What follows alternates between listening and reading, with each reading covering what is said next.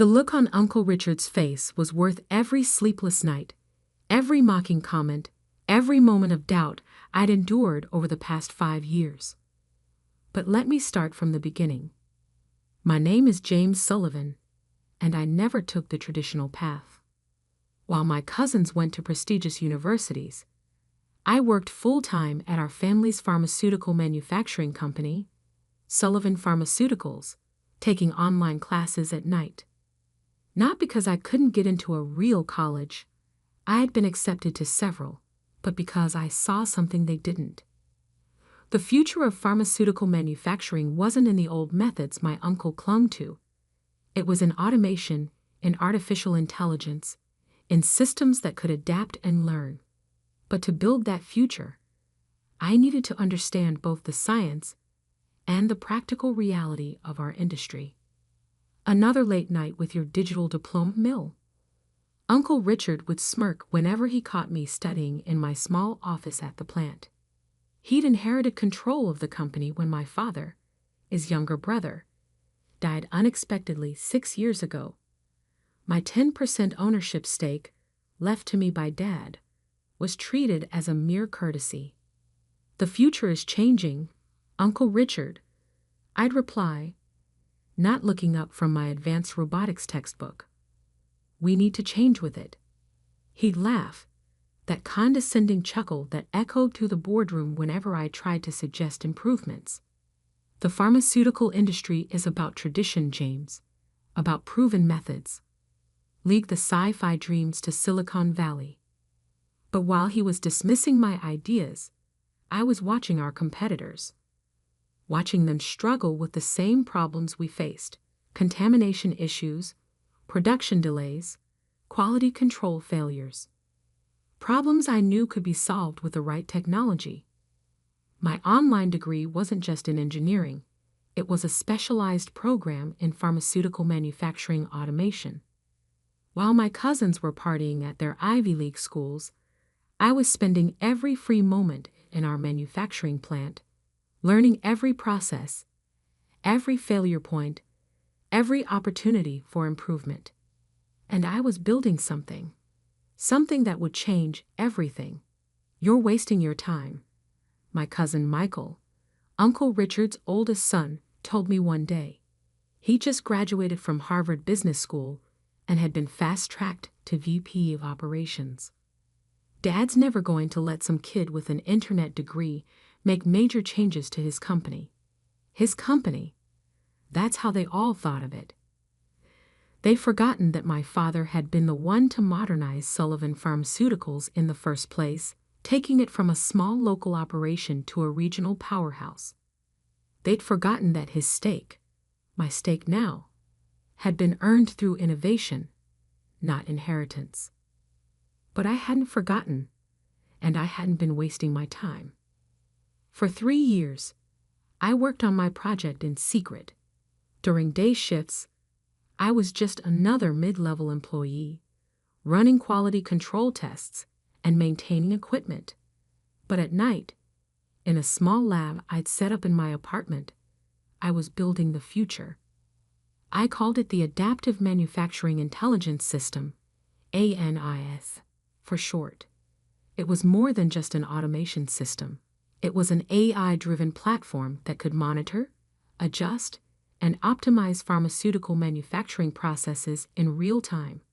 It could predict equipment failures before they happened, adjust formulations for maximum efficiency, and ensure quality control standards that far exceeded FDA requirements. The patent application was filed under my name personally, not the company's. Uncle Richard's dismissal of my hobby meant he never asked me to sign an intellectual property agreement for my after-hours work. His arrogance would prove to be his biggest mistake.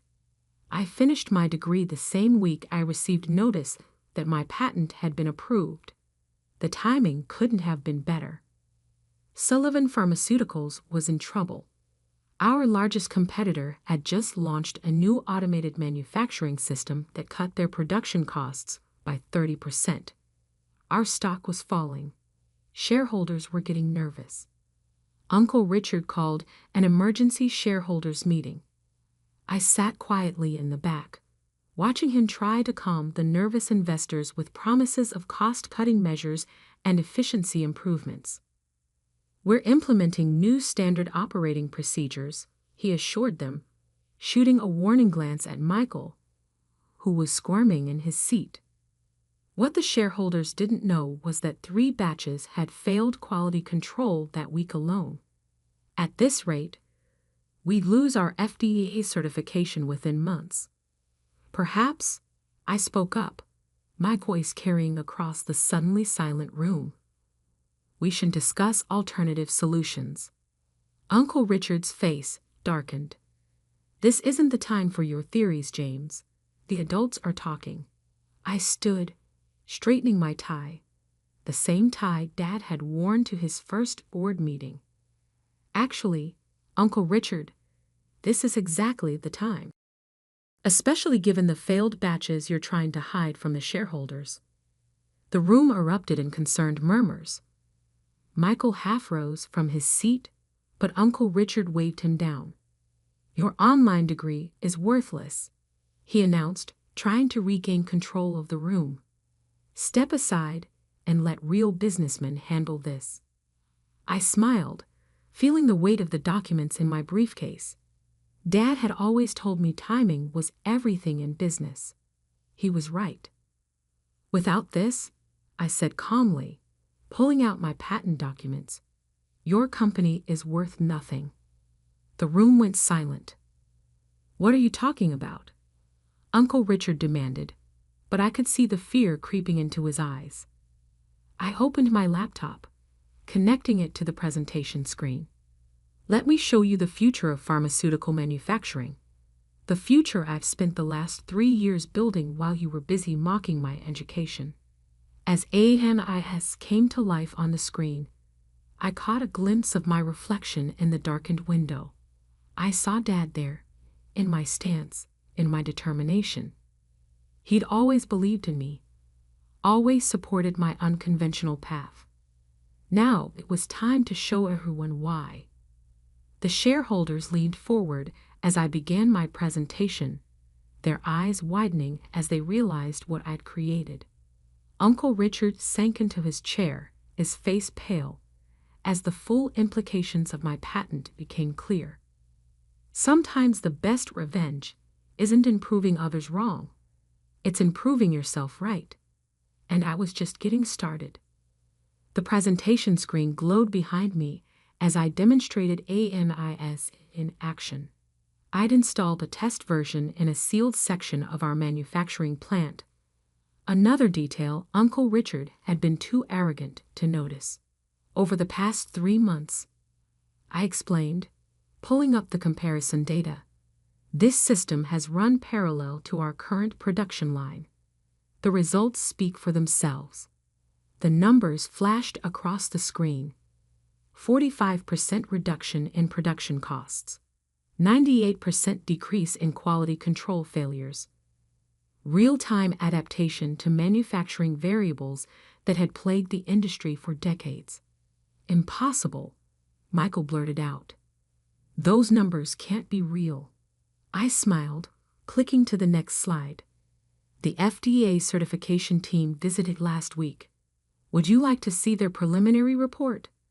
Uncle Richard's face had turned an interesting shade of purple. "You had no authority to install experimental systems in our facility. This is a violation of—" "Actually," I interrupted, "I had full authority. Check my employee contract. As quality control supervisor, I'm empowered to test new quality assurance methods. Everything was done by the book." I turned to the shareholders. "What you're seeing isn't just an improvement. It's a revolution in pharmaceutical manufacturing. And the patent?" I held up the documents. "It's already being called the most significant innovation in the industry in 20 years. The room erupted in excited chatter. I could see dollar signs in the investors' eyes as they grasped the implications. Our competitors would pay billions for this technology. One shareholder called out. They already have, I replied calmly. I received offers from 3 major pharmaceutical companies this morning. They're quite interested in the fact that Sullivan Pharmaceuticals doesn't own the patent rights. Uncle Richard stood up so quickly his chair toppled backward. This is outrageous. You developed this while working for us. The company owns nothing. I cut in. I developed this on my own time, with my own resources. The patent is registered to me personally. Your repeated insistence that my work was worthless and unofficial meant you never had me sign an IP agreement. A fact my lawyers thoroughly documented. I clicked to the final slide. A sales projection showing Sullivan Pharmaceuticals' future with and without aita. The contrast was stark. Without this system, we'll lose FDA certification within 6 months. Our competitors' automated systems have made our current methods obsolete. With aita, I gestured to the upward climbing graph. We become the industry leader in pharmaceutical manufacturing technology. The boardroom doors opened, and 3 people walked in. Uncle Richard's face went from purple to ash white as he recognized them. Allow me to introduce David Chin from Merck, Sarah Williams from Pfizer, and Thomas Rodriguez from Johnson & Johnson, I said pleasantly. They've each expressed strong interest in acquiring my patent. I invited them to today's meeting to observe the technology in action. Michael jumped up. This is a closed shareholders meeting. You can't. Actually, I held up a document. As a shareholder, I can invite relevant parties to observe non-confidential technological demonstrations. It's in the company bylaws, the ones Dad wrote. The 3 pharmaceutical representatives took seats at the back of the room, their interested gazes fixed on the presentation screen. So, I continued, we have a choice to make. Sullivan Pharmaceuticals can license my technology, maintaining family ownership, but paying standard market rates for the patent rights. Or, I glanced at the industry representatives. I can accept one of the several very generous offers I've received. Uncle Richard slammed his fist on the table. This is blackmail. No, I corrected him. This is business. The kind of business you claimed I couldn't understand with my worthless online degree. I pulled out another document, this one considerably thicker. This is my offer to Sullivan Pharmaceuticals. Exclusive license rights to aita with certain conditions. What conditions? A shareholder asked eagerly. First, a restructuring of the board. My father's vision for this company was about innovation, not stagnation. We need leadership that understands that. Uncle Richard's face contorted. You want my position? No, I said quietly. I want the position I earned. Chief Technology Officer, with a seat on the board. The patent rights come with my appointment. The room was silent as the implications sank in. Without my technology, Sullivan Pharmaceuticals would fail within months. With it, we'd dominate the market. And if we refuse? Michael asked, his Harvard confidence cracking. I gestured to the industry representatives. Then I walk across the street to one of our competitors. My patent, my choice. One of the shareholders, an elderly man who'd known my father, spoke up. Richard, we need to vote on this now. Uncle Richard looked around the room, seeing his support crumbling. 20 years of ruling the company through fear and tradition, undone in a single morning. This isn't over, he hissed. Actually, I replied, it is, because there's one more thing you should know. I nodded to my lawyer, who had been waiting quietly by the door. She distributed copies of one final document to the board members. What's this? Uncle Richard demanded, scanning the pages. The results of the internal audit I commissioned 3 months ago. It seems there have been some irregularities in the company's recent FDA compliance reports. Irregularities that coincide with Michael's appointment as VP of Operations. Michael went pale. Uncle Richard started to speak, but I held up my hand. The full report has already been submitted to the relevant authorities. So you have a choice, Uncle Richard. Accept my offer, or explain to the FDA why our compliance reports don't match our actual production records. The room exploded into chaos. Board members huddled in corners. Whispered conversations filled the air. And through it all, I stood calmly at the podium, watching my uncle's empire crumble. Dad had taught me that success in business wasn't about prestigious degrees or family connections. It was about vision, integrity, and the courage to stand up for what you built. As the board called for an immediate vote on my proposal, I caught my reflection again in the window. This time, I didn't just see Dad's determination in my stance. I saw his smile. 6 months can change everything. I stood in my new office, my father's old office, looking out over the manufacturing floor. Below, ANIS hummed quietly, its adaptive systems orchestrating a perfect dance of automation and precision. Our production efficiency had increased by 250% since full implementation, and our stock price had tripled. The door opened, and Maria Rodriguez, our new VP of Operations, entered with the latest performance reports. The FDA inspectors just left, she announced, grinning. They're calling us the new gold standard in pharmaceutical manufacturing. They want to use our facility as a model for updated industry regulations. I nodded, remembering Uncle Richard's dire predictions about how my experimental system would destroy the company's reputation. He'd been wrong about that, just as he'd been wrong about so many things. The aftermath of that shareholders' meeting had been swift and decisive. The board had voted unanimously to accept my proposal, though not just because of the patent. The FDA compliance irregularities had been worse than even I'd suspected. Michael had been cooking the books for months, hiding quality control failures to protect his position.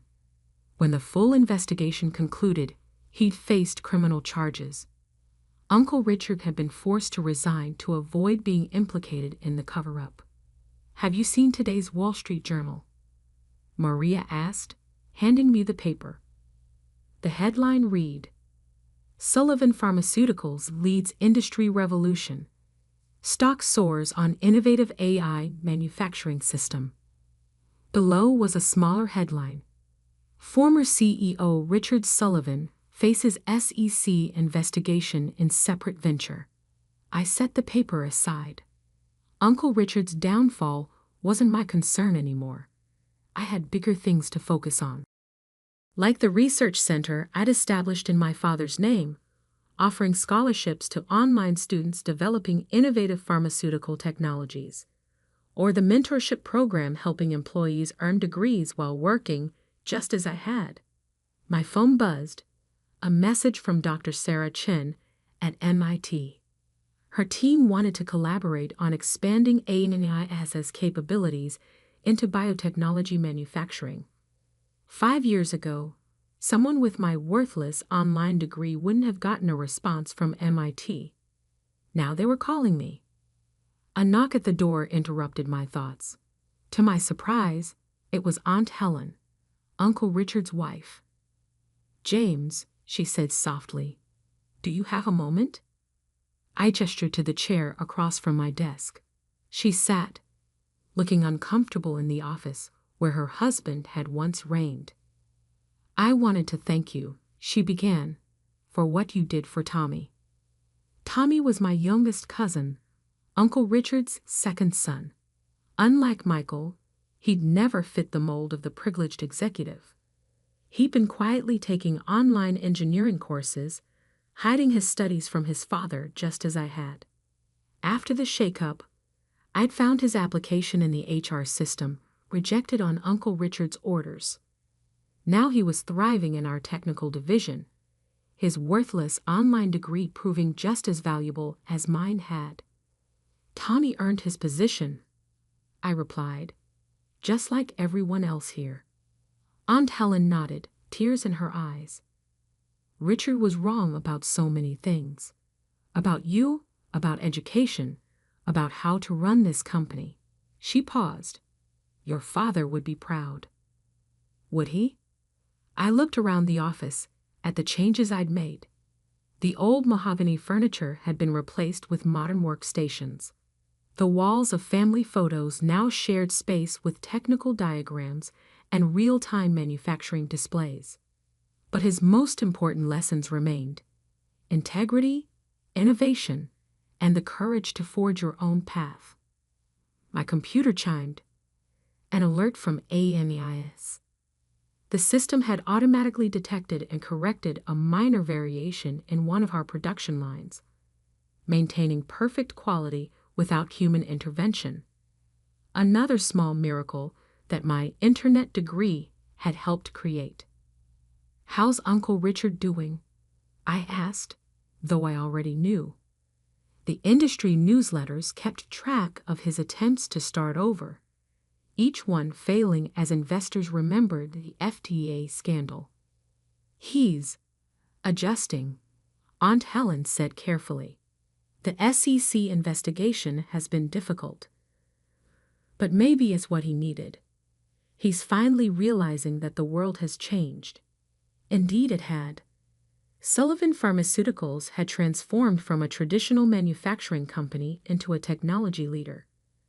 Our market cap had grown from $50 million to over $2 billion in 6 months. Competitors who had once dismissed us were now licensing our technology.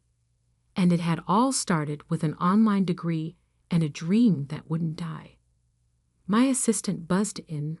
The quarterly board meeting was about to start. Aunt Helen stood to leave. James, she said at the door, I heard about the scholarship program you started. The one for online students. I nodded. Richard saw it too. He didn't say anything, but I think he finally understands what he failed to see before. After she left, I walked down to the manufacturing floor. The employees no longer stopped working when the boss appeared. They were too engrossed in their tasks, too proud of their contributions to this new era of pharmaceutical manufacturing. Tommy was at his station, fine-tuning one of AIS's sensor arrays. His online degree in robotics engineering hung proudly on the wall of his workspace, just like mine did in the office upstairs. How's the calibration going? I asked. He grinned, gesturing to his screen. The AI suggested a modification to the sensor alignment. It's improving accuracy by another 3%. I watched the system work, marveling at how something that had started as sketches on my apartment wall had grown into this. The future of pharmaceutical manufacturing, built by a kid with an online degree who refused to believe his education was worthless. Back in my office, I opened my desk drawer and pulled out the nameplate that had once sat on Uncle Richard's desk. Richard Sullivan, CEO. It read in pompous gold letters. I dropped it in the recycling bin. My new nameplate was simpler, cleaner. James Sullivan, Chief Technology Officer. Below it was a small engraving of the first line of code I'd written for AMIS, back when it was just a dream. The board meeting would start soon. Another quarter of record profits to report, new innovations to discuss, more boundaries to push. But first, I sent a quick email to the head of our scholarship program. Double the number of online degree scholarships for next year. And add a note to the application. No degree is worthless if you have the vision to use it. Sometimes the sweetest revenge isn't in proving others wrong. It's in proving that success comes not from where you learned, but what you do with that knowledge. And sometimes, a worthless degree becomes priceless when combined with determination, integrity, and the courage to change an industry. Uncle Richard had been right about one thing. Tradition was important in the pharmaceutical industry, but he'd forgotten that every tradition started with someone willing to try something new. As I headed to the board meeting, I passed the company's mission statement, newly updated after my takeover. Sullivan Pharmaceuticals, where innovation meets integrity. Below it, in smaller letters, was my father's favorite quote: "Education is never worthless. Vision is priceless." He'd been right all along. Do you know about a sickness called facial arteriovenous malformation? I was born with it. It made a big bump grow in the middle of my face. This sickness is something you're born with. It happens when your arteries and veins, which usually do different jobs, get connected. This lets blood flow between them, making a big blood clot. I had to have lots of surgeries when I was young, but each surgery made my face look even more strange. When I was in school, especially in elementary school, the boys in my class teased me a lot. Because of this problem with my face, I felt really bad about myself. No matter how hard I tried, I couldn't hide it. I thought I would never find love or get married. I thought no one could love someone who looked as ugly as me. At least that's what I thought until I met him. Sophia, used to be very negative and lacked confidence, and others could see that about me. While what people said about my illness affected me a bit, it was mainly my family, especially my sister, who made me feel worse. You see, my sister Mia is really beautiful. She has pretty eyes with double eyelids, long eyelashes, and a perfect nose. People often say how lovely she looks. My parents were really proud of her, and they often bought her new clothes, shoes, and hair accessories. But when it came to me, my illness made me look different, and they acted like I didn't matter. They'd say things like, "It would be a shame if Mia was seen with such an ugly sister." Because of this, my parents didn't want me to spend too much time with my sister. Mia didn't care about my illness at all. She treated me like any sister would, even sharing her toys and hair accessories with me. She stood up for me when people said mean things about my face. She was always there when I needed her. I'm so grateful for her kindness. But even though I love Mia and appreciate her support, my parents always favored her. They didn't show much interest in me. For example, even if Mia got average grades, they praised her a lot, saying, "Mia, you're amazing. You're not just pretty, but you're also smart. We're so proud of you." But when I did well on a test, they didn't seem to care. They'd say things like, "Just being smart isn't enough in life. Even if you're not very smart, you can still do well if you're good-looking and friendly. But since you're not pretty, you'll have a tough time." Whenever I found a nice dress I liked, they'd say, "That dress would look great on Mia, but it won't suit you. People will laugh at you if you wear it." And when I wanted to try makeup, they discouraged me, saying, "Makeup won't help much in your case. It's a waste of time." They always compared me to Mia, and everything I did seemed to disappoint them. It made me lose confidence more and more. Mia tried to stand up for me against our parents, but it only made things worse. That's when I realized I didn't really belong in our family, and school wasn't any better. Boys in my class teased me with mean nicknames like monster or face weapon. Some even avoided me, afraid they might catch my illness if they touched me. Even in middle school, things didn't get much better. Some boys would make faces just because I was near them. Even though no one said anything directly to me, I could hear whispers about me. But what really hurt was when I became the target of a cruel game. There was a game where the loser had to confess their feelings to someone in the class, and I was often picked. Of course, I knew they were only confessing because they lost the game, so I always said no. But then they'd go around saying, "I got rejected by that monster girl." One boy even yelled at me for turning him down, saying, "Don't act all high and mighty just because it's a game." At the time, it felt really unfair to me, but I was convinced that my face was a problem. I thought I made people uncomfortable just by being around. I felt guilty. Throughout elementary and middle school, I didn't have any good memories with boys. But there was one exception, just one time, when I fell in love with a boy in my class. It happened in my sophomore year of high school. There was a boy in my class who I ended up sitting next to after the seats were shuffled. He treated me like anyone else, without making fun of me or avoiding me because of my face. He'd say good morning to me every day. I knew he didn't have any romantic feelings for me, but his simple greeting brought me so much happiness amidst all the teasing and avoidance. Naturally, I started to like him. I didn't really want to date him or anything like that. I just wanted our nice interactions to continue. But as time went on, I started to realize that I had feelings for him. After thinking about it a lot, I decided to ask my sister for advice. She told me, just be honest with him about how you feel. So after a lot of thinking, I left a letter on his desk telling him how I felt.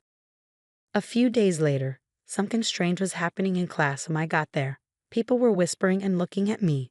Then the boy came up to me and asked, "Did you leave this letter on my desk?" I nodded silently, looking down at the ground. Suddenly, I heard a ripping sound above me. Pieces of my torn letter were falling around me. It's a hassle when things like this happen. What will you do if rumors start because of this? You fell for me just because I said hi to you. You're so clueless about love. I didn't mean anything by it. If I gave you the wrong idea, I'm sorry, he said. Then the whole class started clapping and cheering.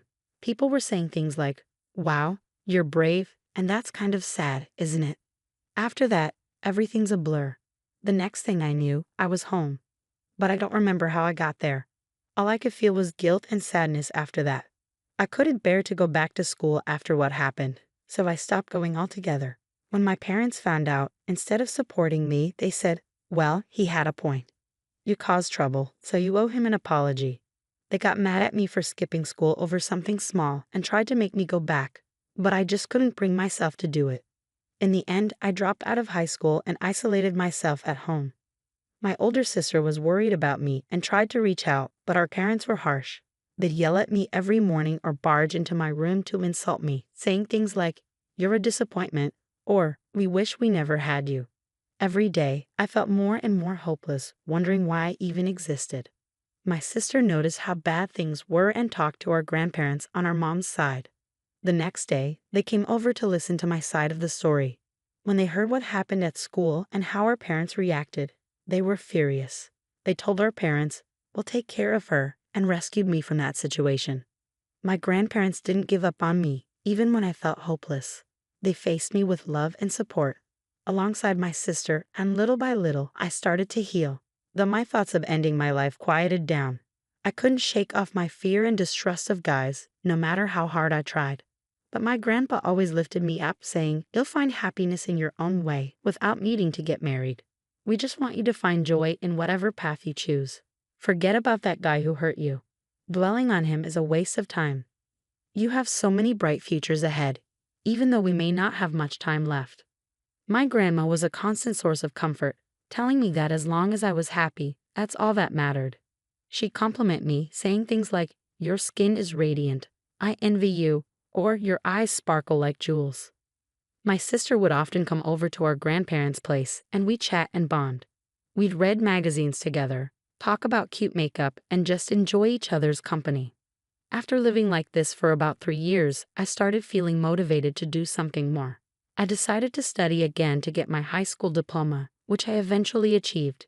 Then I began searching for work I could do from home and slowly started making money.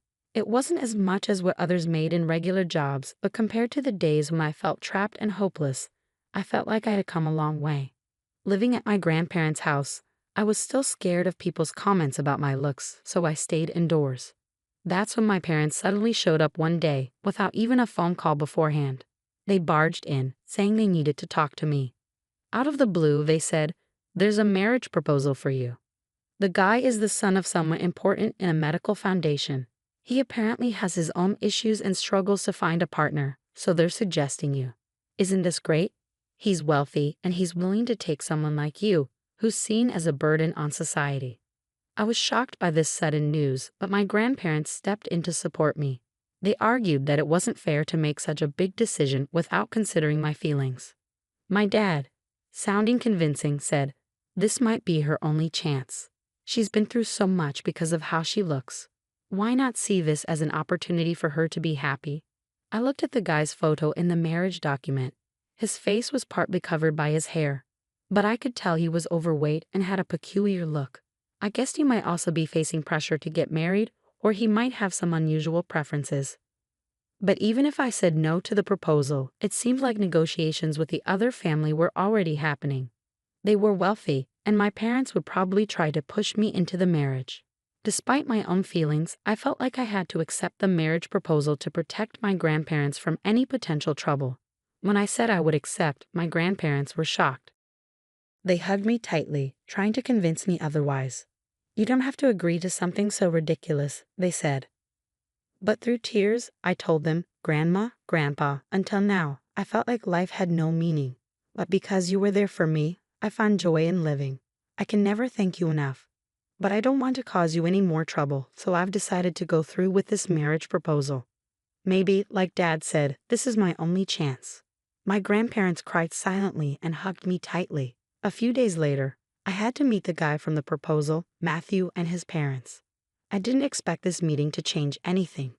Matthew seemed shy and kept his head down. His hair covered most of his face, and his skin looked rough. He spoke so softly that I sometimes couldn't hear him. During our meeting, he hardly looked at my face and answered questions with short sentences. I couldn't help but wonder, is this man really going to be my husband? He can barely hold a conversation. But I felt like I had no choice. Both sets of parents were so eager about the marriage, acting like it was already decided. I felt pressured, like I couldn't say no. Eventually, everything was arranged. As the son of a wealthy family, Matthew provided us with a luxurious apartment filled with expensive appliances and furniture. But our conversations didn't flow well. It was like he didn't even see me. He was so quiet all the time. His constant silence started to weigh on me, so I tried to start a conversation. "Why did you agree to this marriage, Matthew?" Surprisingly, he began to take off his shirt. Confused and panicked, I saw that his skin was red and inflamed. He explained, "I have a skin condition called psoriasis. It's not contagious, so don't worry. But because of how it looks, I've never had any romantic experiences.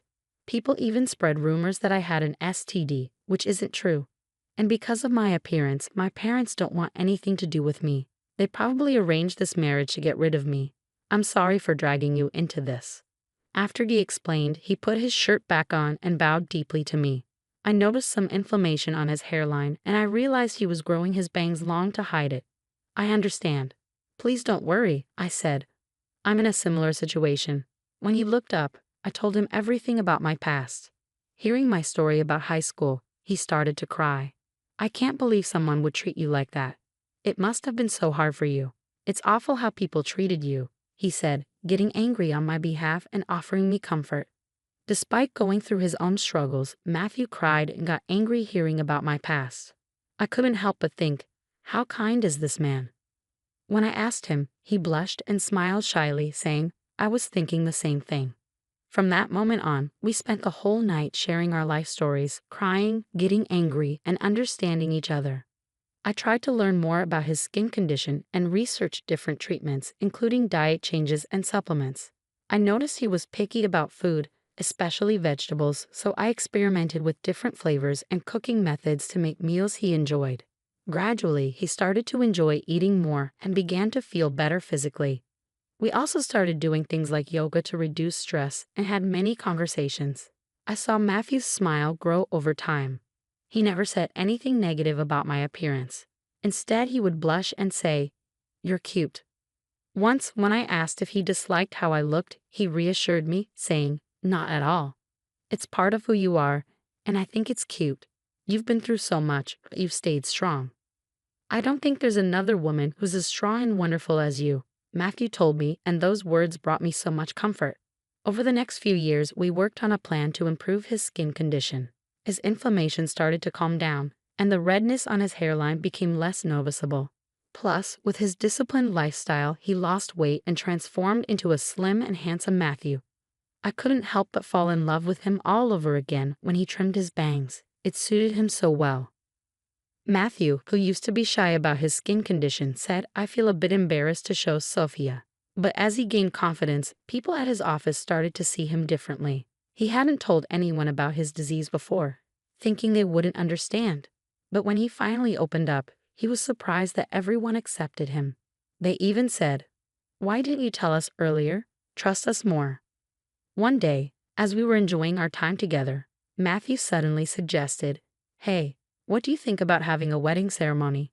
Even though I had become a bit more positive since marrying him, the idea of facing a large crowd still scared me. When I hesitated, he reassured me, saying, "If you really don't like the idea, we don't have to do it." But I thought it would be a nice way to thank the people at my company who supported me. And it's all thanks to you, Sophia, that I can even think about this. The old me would have never considered a wedding because I was too ashamed of my skin condition. But with your help, my symptoms have improved, and I feel like I can face the future more confidently. His kind words touched me, and after thinking it over, I decided to take a step forward and agree to have a wedding ceremony. Since I didn't have many friends, I only invited my parents, grandparents, and my sister. However, less than 4 months before the wedding, my sister found out she was pregnant and decided to avoid gatherings for safety reasons. So in the end, only my parents and grandparents attended. My grandparents were happy to be there, but my parents clearly weren't thrilled about it. Despite their disapproval, they couldn't refuse due to their status, so they reluctantly came. The same went for Matthew's parents. They didn't seem pleased, but because some of their associates and acquaintances were attending, they reluctantly agreed to come. Both sets of parents were skilled at putting on a facade, so they said things they didn't truly mean in front of the other guests. They'd say things like, "We struggled with his illness, but we're happy to see how well he's grown." Or, "We're proud of our child for facing prejudice with strength." They even pretended to be moved to tears, and some guests, fooled by their false emotions and words, shed sympathetic tears. I couldn't help but feel astonished by their audacity, wanting to appear good despite everything. But Matthew wasn't one to stay silent. Our parents could see that. When it was time for him to speak, he chose to share about his past. He talked about how he faced discrimination in school because of his skin condition. Even though it wasn't contagious, people avoided touching anything he touched. Meeting and marrying me had given him hope. He also spoke about my struggles, how I was constantly compared to my older sister and verbally abused by our parents. He mentioned how I was deeply hurt by their words and couldn't even go outside because of cruel comments from classmates about my facial disease in high school. He also shared how he was berated by his parents for his skin condition, being called dirty repeatedly, and he showed proof of their mistreatment. With a determined resolve, Matthew played a recording of his parents' hurtful comments about his skin condition. The recording echoed through the venue, capturing awful statements like, "Your skin disgusts us," and "We regret having a child with such dirty skin." His parents tried to stop it, but it was too late.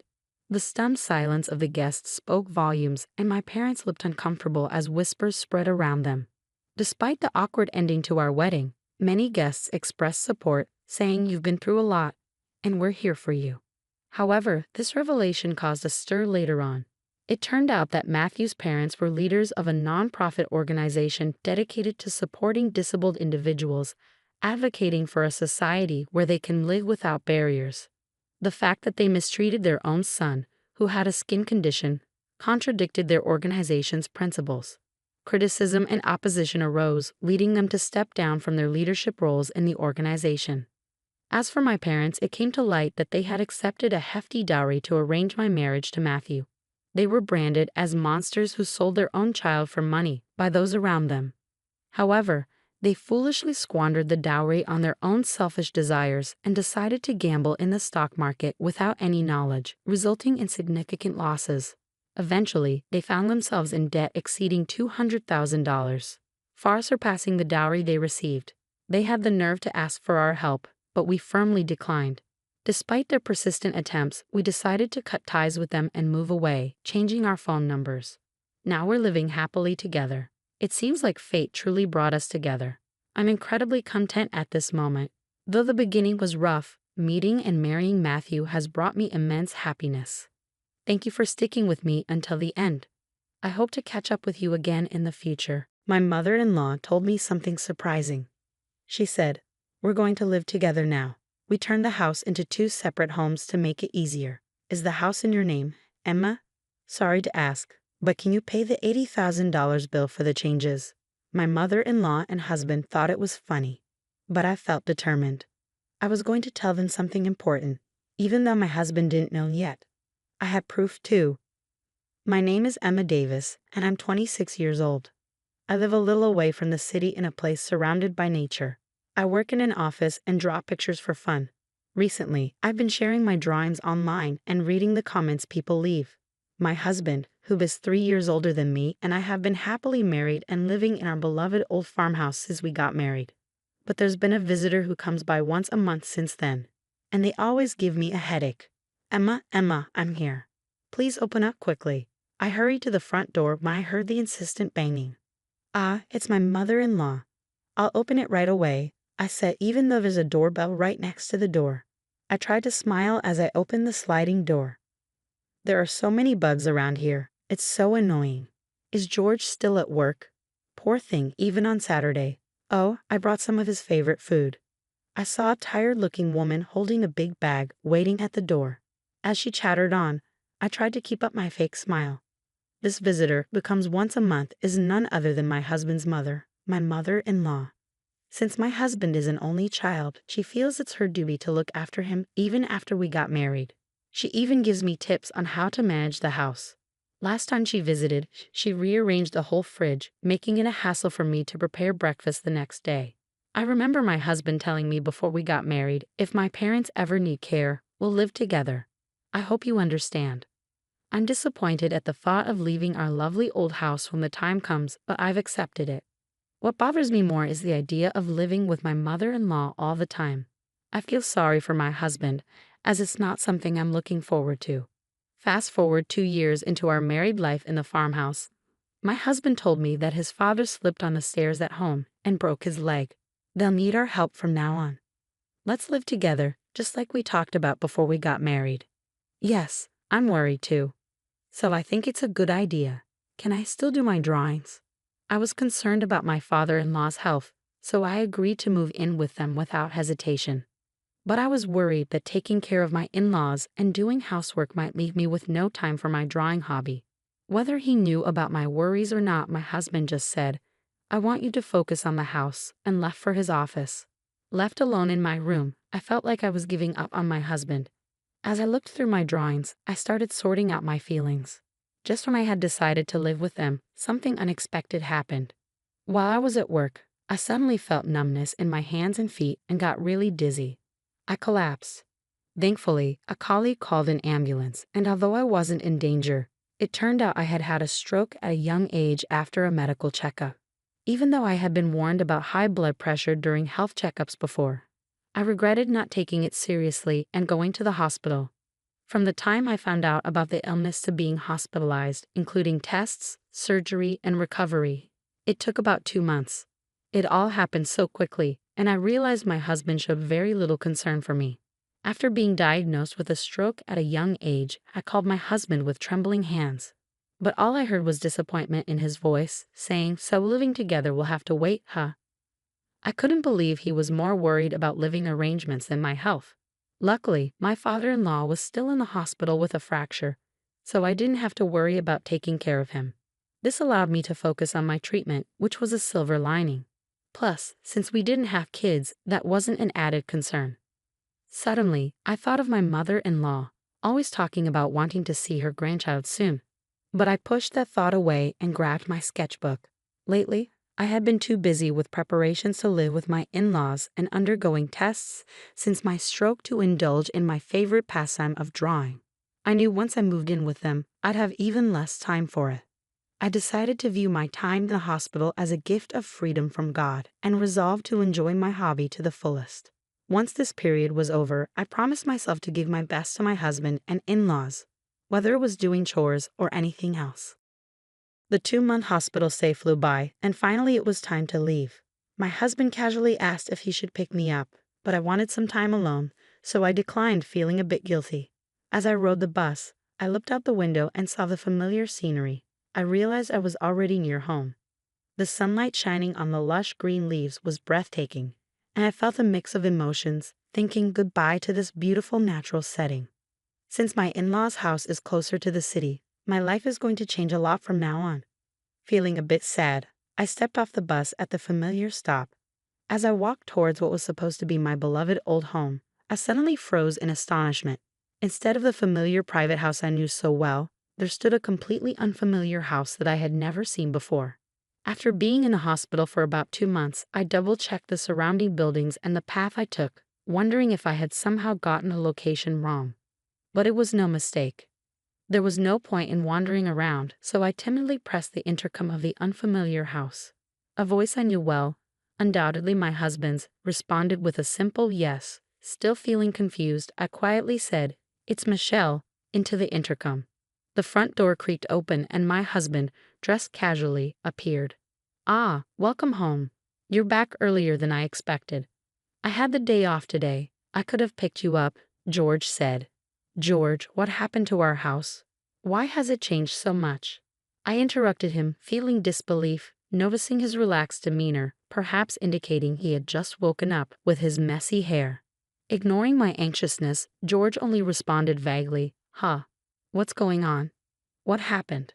without addressing my question. Just then, laughter echoed from inside the house. Unable to believe it, I pushed past my husband and made my way to the living room.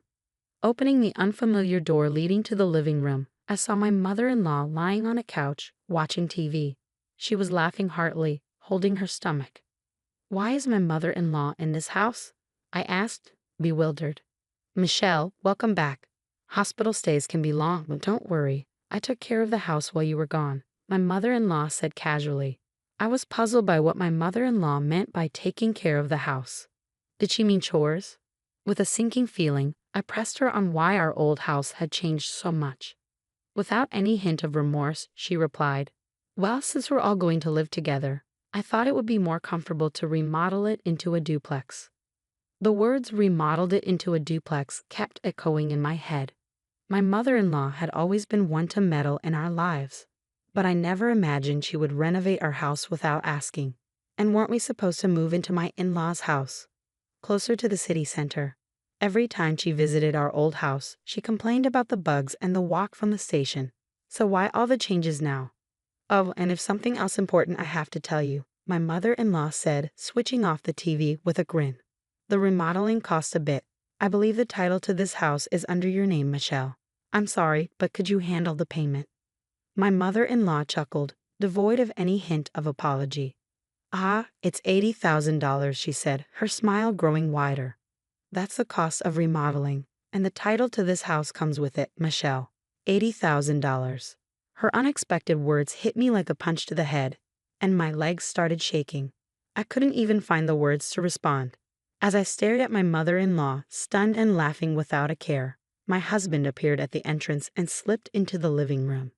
Seeing him, I instinctively moved towards him, holding on to a faint hope that he would support me. I repeated to my husband exactly what my mother-in-law had said, desperately awaiting his reaction, but all I got from him was a cold reply. "Well, that sounds about right. You'll handle it, won't you?" That's just who he is. When I had a stroke, he cared more about our living arrangements than my health. He's the kind of man who listens to his mother's every word, no matter how absurd. A man who always believes his mother is right. My discomfort and dissatisfaction towards my husband reached a boiling point. Once it overflowed, I was done. With all my heart, I decided I would leave this family behind. "I understand now, George. I'm going to divorce you and your mother, Cecilia. And no, Cecilia, you can handle the renovation costs on your own." I declared this all at once and turned my back on them, intending to leave the room quickly, but they weren't going to let me go so easily. "I've been losing interest in you anyway, so it's no big deal. But remember, this house is in your name, Emma, so you have a responsibility to pay," George remarked. "That's right, feel free to leave, but please settle your dues first," added Cecilia. I was astonished by their selfishness. I couldn't help but sigh. I was sure if I turned around, I'd see their smug faces grinning in victory, but I refused to look back. I stood tall and replied, "You keep saying the house is in my name, George, but did you forget that ownership has been transferred to you?" I revealed the truth, but they only laughed, thinking I was lying to avoid paying. That's when I brought up how George had asked me to change the property's ownership when we got married, as he didn't want the house to be in his wife's name for appearance's sake. Since I didn't particularly care about the property title, I had immediately transferred it to his name. Upon hearing this, their laughter abruptly stopped, and I could feel their panic gradually setting in. "I don't recall saying such a thing." "There's no proof anyway," George retorted. Anticipating this response, I turned back to face them, walked past them, and opened a drawer in a shelf from our old house. Let's see, it should be somewhere around. Ah, here it is. This is the proof, I said, taking out a document that listed the property and house ownership and showed it to them. When I pointed to the part that showed the ownership was in George's name, his face went pale. That's fraud. I never thought you'd actually do it, and I definitely can't pay such a huge sum of $80,000. George exclaimed. I was disgusted by my husband's reaction. He started yelling as soon as he realized the payment obligation was on him. Since a decent conversation seems impossible, let's communicate through lawyers from now on. Cecilia, your son seems to be in quite a pickle, so please take good care of him from now on, I stated calmly beside my loud husband.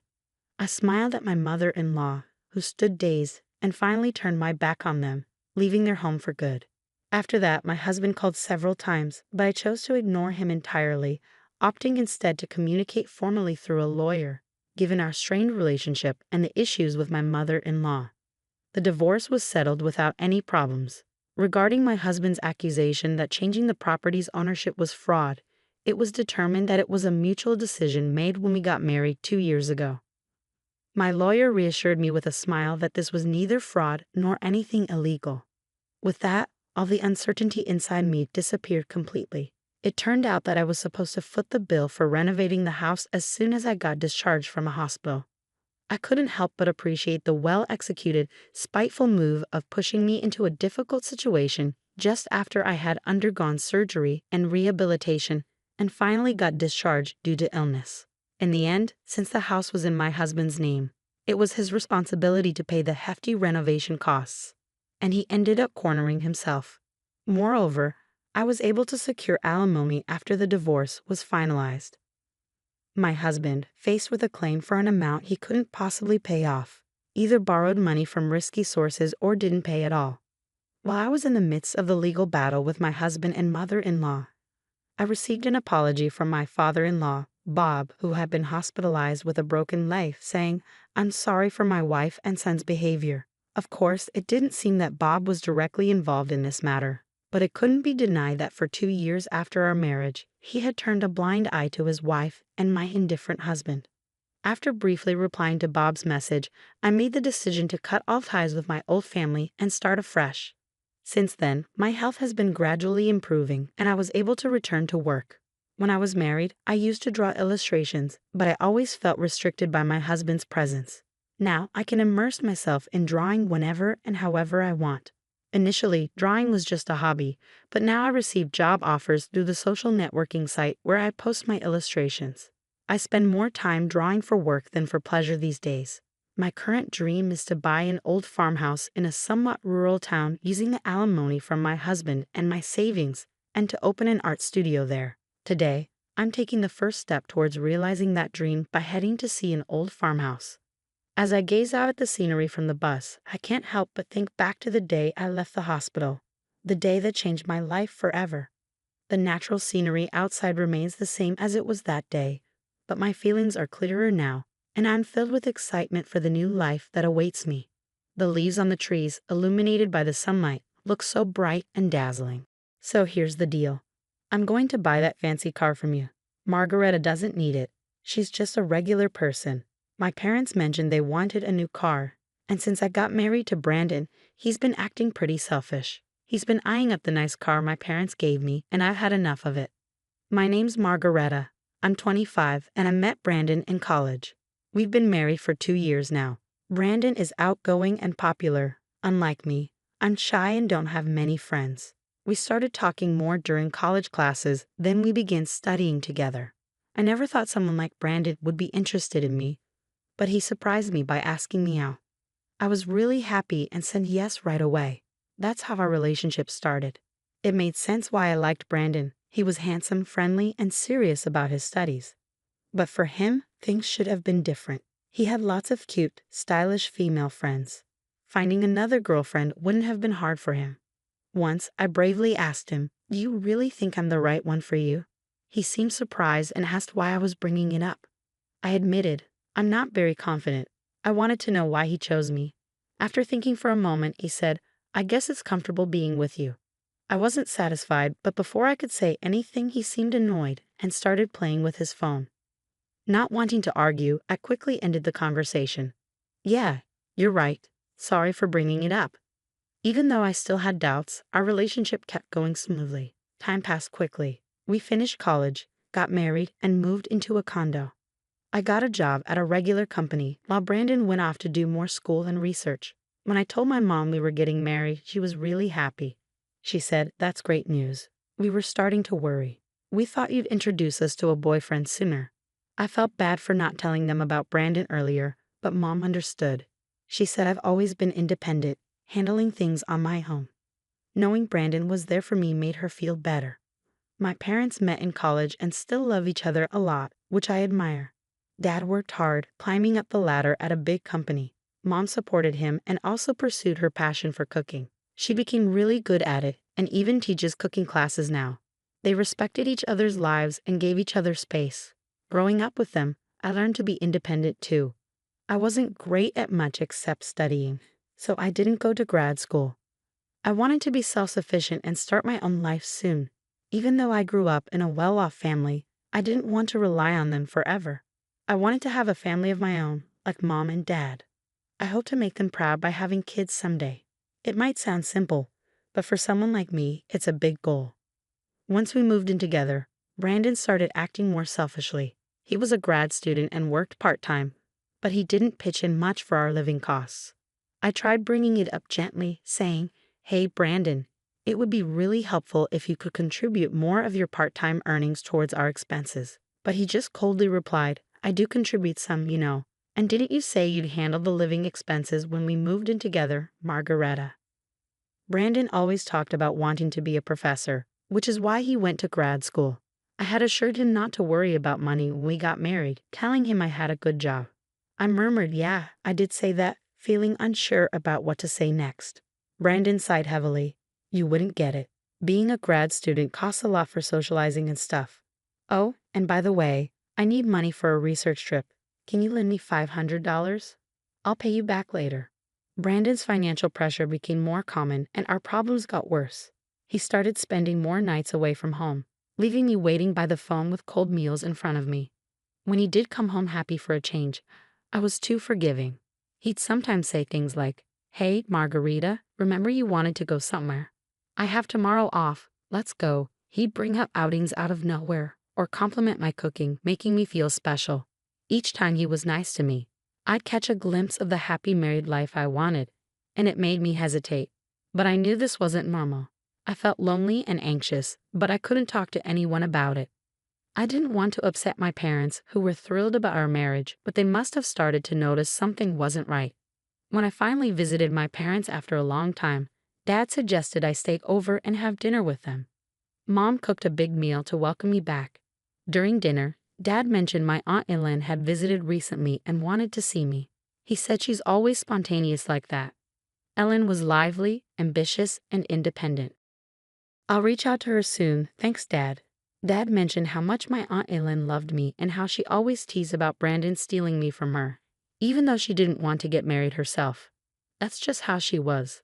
Before I met Brandon, Ellen was more like a close friend than an aunt. I could talk to her about anything, even things I couldn't tell my parents. She understood me better than anyone and was always there for me. At first, I was too shy to tell her about Brandon, but I wanted to see her again and show her I was doing okay. A few days after staying with my parents, I met Ellen at a cafe.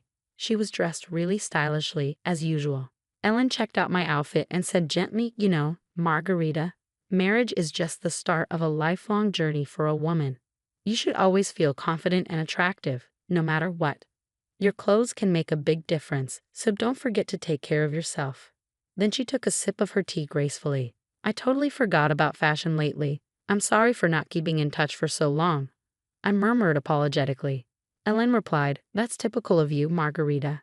It's good to be honest and serious, but being too timid usually comes from lack of experience. But I was thrilled when I heard you found someone special. I thought, finally, Margarita is taking a step forward." It had been ages since I spent time with someone outside on a day off, and the weather was perfect. We sat on the terrace, basking in the warm sunlight. In that peaceful moment, I felt like I could talk to Ellen about my worries without feeling too down. I had hoped even someone as shy as me could make it work with Brandon at first. But Ellen listened to my whole story without interrupting, just nodding kindly. When I finished, she asked, "I suppose you haven't mentioned this to your parents, have you, Margarita?" "No, I even hesitated to tell you today. I didn't want to admit my weaknesses to anyone. I thought I should be able to handle this on my own, to be truly independent. I know if Mom and Dad found out, they'd want to bring me back home right away. So I want to try to deal with this by myself as much as possible." Ellen respected my decision and didn't push further, but she added, "If you ever really need help, let me know first. If my dear Margarita asks for help, I'll be there for you no matter where I am." A month later, Mom called and said, "When you have time, could you come over? It's not urgent. Since I had the next day off, I went to see my parents. When I saw a car parked in the driveway, I couldn't contain my excitement. Dad, is this car new? Did you just get it? Dad, can I really take it for a spin? What if I crash it?" I teased, feeling excited about the fancy car. "Don't worry about that. This card is for you, Margarita. Use it however you like. It'll come in handy," Mom whispered to me. "We saw this car in a TV commercial, and you said you liked it," Dad recalled. "So it's our gift to you. You've been going through a tough time lately, so we wanted to cheer you up. If things get tough, just drive this and come home anytime," he said with a warm smile. The car Dad got for me was an SUV from a famous foreign brand, and he even arranged a parking spot near my condo. I couldn't believe it, and I laughed in disbelief. Later, when I was driving downtown, I reached into my pocket, found the car key, and pressed the button. The lights flashed in all directions. Just then, I heard a familiar voice calling out from behind. "What's with the car?" I turned to see Brandon, my husband, who hadn't been home in a while. It felt like we were living separate lives. I was speechless as he looked at the car with a smug expression. "Ah, I see. A gift from your parents, right?" Every time I faced Brandon, I struggled to find my voice, but I was tired of feeling that way. "Brandon, don't you care anymore? Do you even care about me?" I managed to say, gathering my courage. Then Brandon said something shocking. "Are you just realizing now? Did you really think I loved you all this time? It's ridiculous how hopeful you are." His dry laugh rang in my ears. Something inside me snapped, and I blurted out, louder than usual, "Then why did you marry me?" "Wow, really? You're going to be that cold about it?" I couldn't believe what Brandon was saying. "So marrying me was just a meal ticket for you, huh? And now you want the car too because it's wasted on me? That's just great." Brandon didn't seem to care about how hurtful his words were. "And if you say no, we're getting divorced. Without me, you'll never find another man. So think about it." With those words, Brandon left without a second thought, leaving me feeling angry and heartbroken, my head pounding with a headache. I sat in the driver's seat for a while, trying to calm down. Eventually, I called my Aunt Elin for advice. A few days later, I agreed to the divorce and moved back in with my parents. They welcomed me with open arms, and life started to feel peaceful again. But that peace was short-lived. One afternoon, Brandon showed up at my parents' house with his parents. They sat down in the living room, and Brandon's father spoke up in a stern tone. "We're here to talk about our son's divorce. It's urgent." When drafting the divorce papers, Margareta warned Brandon, "If you don't agree to the divorce, I'll use my parents' connections at the university to ruin your future. It wouldn't be hard to damage the career of a junior registrar if their daughter complains." Brandon truly loved Margareta. Her behavior was too harsh. It's clear she was trying to intimidate him. "We could easily challenge the divorce," Brandon's father said, feeling deceived by Margareta. "Behind her plain appearance, she's actually a mean and greedy woman. Poor Brandon. I heard she paid him to stay away. She must have had other men over. We need to go to family court and claim that Brandon was threatened by his wife. But if there's a proper apology, things might change. For example, if Margareta gives up that car she's driving, it might help smooth things over." Brandon and his parents remained silent, just listening to their parents' protests. Suddenly, the doorbell rang, and Mom went to answer it. Ellen appeared behind Mom as she came back to the living room. "Sorry I'm late. How's the discussion going?" Brandon's family had met Ellen once at my wedding. "What are you doing here? It's rude to barge in like that." "We're busy right now. Outsiders should leave. Brandon's mother objected. No, don't be like that. You've heard about Brandon's divorce, right? How would an outsider like you know about that? I had been informed by my brother earlier. I couldn't miss such an important moment for my dear niece, Ellen said, offering a reassuring glance. You're probably here to stop the divorce or for money. Can you still say that after seeing this? Ellen pulled out a stack of documents from her bag, laid them out on the table, and showed them to everyone. I hired a detective to look into this. It turns out Brandon has been cheating on Margareta with multiple women despite being married. He hardly came home because of it. He took advantage of Margareta's kindness and even asked her for money. That's ridiculous. I was just busy with my research at the university. When I did come home, we ate together and went on trips, right? We were like any other married couple, right, Margareta? Say something. Brandon, you don't need to defend yourself. We'll handle this. It's not your fault. We understand. His father reassured him. That's right. These documents from who knows where are surely lies. Our Brandon would never cheat. He's such a kind and outstanding son, his mother protested. You might be kind to your parents, but that kindness seems to end there. Like father, like son. Now Brandon's mother, take a look at these photos, Ellen said, pulling out a picture from the documents. I recently stayed at a hotel for a business meeting and saw Nicholas there. He was with another woman, looking very cozy, so I had the detective look into Nicholas too. The results were just as I expected. Do you understand now? Brandon's mother's face went pale as she grabbed the documents and examined them closely. What is this, Nicholas? How long have you been doing this? It's all lies, isn't it, Veronica? Stop looking. Give me that. Nicholas, looking panicked, tried to snatch the documents, but it was too late. Veronica, distraught, confronted Nicholas. You've been cheating on me. The car you wanted so badly was for her in these photos, wasn't it? No matter how hard Nicholas tried to calm her down, Veronica wouldn't listen. The discussion about Brandon's divorce was forgotten as Veronica stormed out of the house, crying, with Nicholas following after her. Left behind, Brandon said, "Hey, wait, what about me?" and followed them out in confusion. The rest of us were left in stunned silence for a while, but Aylin had a satisfied look on her face, winking at me. Later, Aylin told me that Brandon's parents did end up getting divorced. You won't fall for such a terrible man again. Let's make you more attractive. I'll teach you everything about grooming yourself as a woman.